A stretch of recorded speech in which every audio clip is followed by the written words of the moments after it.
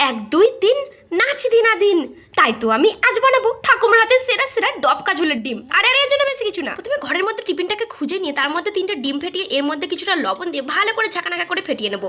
এরপর গরম জলের মধ্যে একটা স্ট্যান্ড দিয়ে টিফিনটাকে বসিয়ে দেবো। আর হ্যাঁ, সঙ্গে 5-6টা আলু কিন্তু সিদ্ধ করে নেবো, তাহলেই হয়ে যাবে এক ঢিলে 2 পাখি মারা। চলো এইদিকে ঠাকুমার সেই সিক্রেট ভাজা মশলা গোলমরিচের কটা গোটা জিরে শুকনো খোলায় নেড়ে চেড়ে নামিয়ে নেবো। এইদিকে দেখো ডিমটা পুরো কেকের মধ্যে হয়ে গেছে। কেক কেটে মুখের মধ্যে ভরে নিও না কিন্তু, এখনো কিন্তু বাকি আছে। আরে দাঁড়াও, কড়াইয়ের মধ্যে সর্ষের তেল দিয়ে 1 চিমটা হলুদ দিয়ে ডিমগুলোকে দিয়ে হালকা নাচিয়ে 5 মিনিট ভেজে তুলে নেবো।